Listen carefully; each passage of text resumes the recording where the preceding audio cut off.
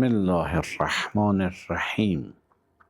الحمد لله رب العالمین و صلی الله علی محمد و آله الطاهرین.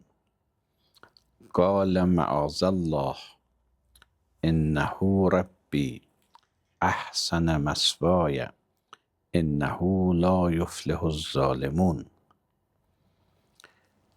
Quranda peyğəmbərlərin ayələrini və hekayələrini oxuyurduq. Yetişmişdik Həzrəti Yusifin cəryanına. Həzrəti Yusif müxtəlif imtihanlar verdi. Həm quyuda imtihan verdi, həm sarayda. İnsan məkanı mühimdir. O məkanda nə iş görəcəkdir mühimdir. Hardadır mühim deyil. Harda nə olacaqdır mühimdir. Həzrəti Yusif həm quyu imtihanı verdi, quyunun içində, həm sarayın içində.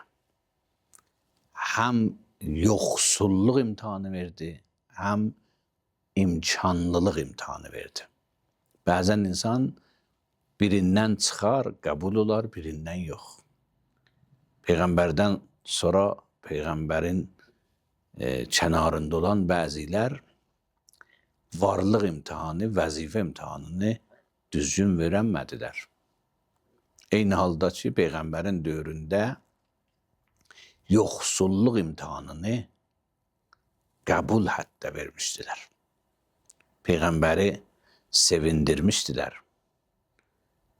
Xeyr ləqəblərini Peyğəmbərdən almışdılar. Amma Peyğəmbərdən sonraki həyatda görürsən Əmirül-Mömininə beyət elədilər, beyəti sındırdılar və müxtəlif hadisələr gətirdilər. Pəs insan quyuda da imtihan verir, sarayda da imtihan verir. Yusifdə hər ikisi var idi. Yusif saray imtihanısı çox çətin idi. Çünki imkanlılıq daha çox qəflət gətirər. İnsan özünə nizarət eləməsə. O yerdə idi ki, Quran buyurur, Ravədət hulləti huvə fi beytəha. O ki, həmişə ondan gedib gəlirdi, bu onun evində idi. O bunu günaha dəvət elədi, günaha çağırdı. Və qəlləqətil əbvab. Qapıları da bağladı, özünə möhkəm bağladı.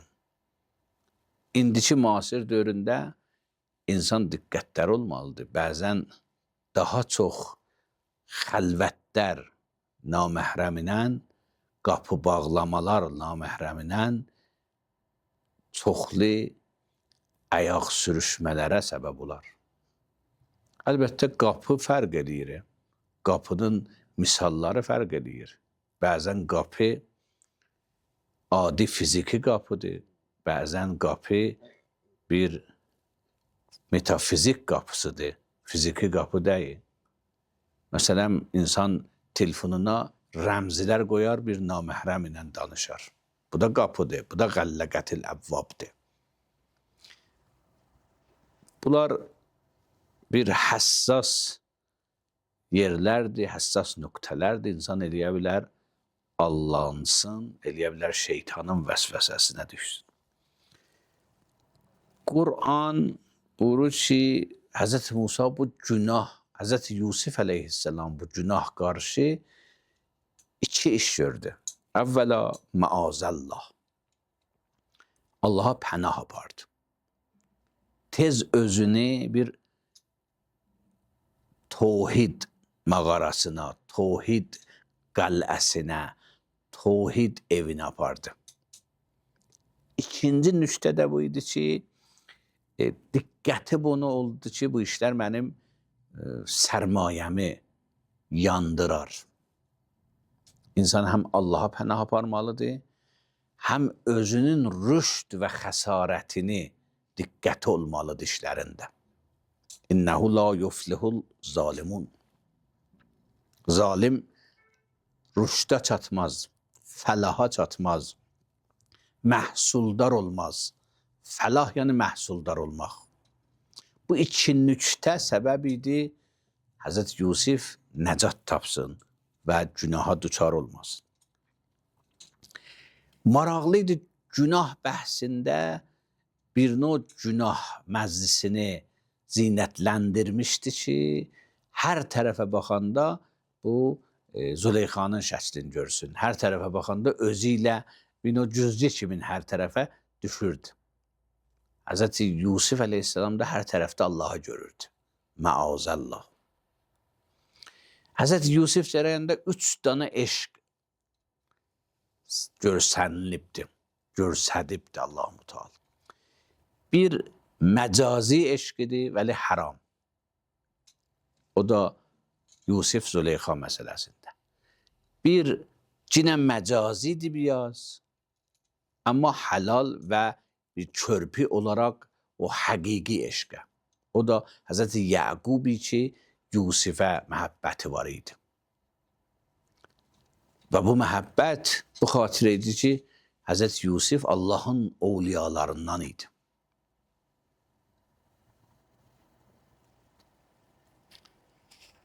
Bir hədisdə vardı ki, Peyğəmbər Əkrəm sallallahu aleyhi və səlləm uşaqdan soruşur bir uşaqdan ki, sən ata onu çox sevirsən, ya məni deyir, səni çox sevirəm. Bir sayır, sonra deyir, sən məni çox sevirsən, ya Allahı. Deyir, mən səni Allaha görə sevirəm. Sən üçün Rəsulullahsan sevirəm. Allahın elçisisən sevirəm. Bu dinşinaslıq, bu o eşqi ki Allahdan qeyrə var, məhəbbəti ki Allahdan qeyrə var, o məsirə, o istiqamətə düşür ki, Allah məhəbbətinin istiqamətində olur. Nəhayəti ilahi bir məhəbbətin içində olur. Vəcəl qəlbi bi hubbikə mutəyyəma. Dua-i Komildə var, mənim qəlbimi öz məhəbbəti ilə doldur. Ayrı məhəbbətlər bu məhəbbətin içinə yerləşsin. Bu məsələdə görürük ki, ləqət həmmət bihi. Buyurur, bu xanım qəsd elədi, iradə elədi bu günaha. Düzdür, iradə və qəsd ta günah həyata geçməyibdir. Allahın yanında əzab verilməz. Amma insanın mənəvi baxımından xəsarətdir. İnsana mane yaradar rüşdünə. Amma Yusif Peyğəmbərə bu zehninə də gəlmədi. Bu həmmət də olmadı. Həmmət yəni iradə elədi. Qərarlaşdı. Çünki Yusif əleyhissalam Allahından bir subut var idi içərisində. Allahından bu iman var idi içərisində. Allahından bir mərifət var idi içərisində. O tanımaq, o mərifət, o ilahi müşahidə, o ilahi içəridə inanc səbəb idi günah iradəsi də zehninə gəlməsin. İnsan bəzən bir həddə çatar, günahdan böyüyər, günahdan yuxarı olar. Bəzən insan təqvə ilə özünü saxlayar, pərhizlə. Bəzən insan günahdan yuxarıdır, günah aslan zehninə gətirilməzlər. Buyurur, bunlar vaxtı günah istəyirdi eləsin, qaçdı Həzrəti Yusif. Burada da böyük bir mesaj vardı. Həmişə beləncidə ki, mən günah niyyətim yoxdur, pəs eybi yoxdur, qallaram bir yerdə. İnsan bəzən bəzi yerlərdən gərək uzaqlaşam. İnsan bəzi yerlərdə gərək inkar forması daşıya həyatında, yox forması daşıya. Qaçdı Yusif. İndi qapılar bir-bir açılırdı. Bab sözü lüğətdə, yəni o əsas qapı, axırıncı qapı. Vəstəbəqəl bab. Quran deyir, bunlar hər ikisi də o axırıncı qapıya yaxınlaşdılar. Bu yaxınlaşırdı özünü nəcat versin, o yaxınlaşırdı Yusifi əldən verməsin. Və bu hadisələrdə Əziz-i Misr ilə Züleyxanın həyat yoldaşı ilə üzbəyiz oldular. Quran burada əcib bir cümlə deyir. Bu əcib cümlə həm Züleyxanın o zaman hiləsini göstərir, həmçinə Yusifə nisbət o məcazi məhəbbətini göstərir. Əvvəla hilə elədi, məsələni bir növ dedi ki, əks nəticə alsın. Demədi, bu mənə xiyanət edir, bu da inkar eləsin, yox, mən xiyanət eləmirəm. Öcür danışmadı. Əvvəla danışdı ki, xiyanət eləyənin cəzası nədir?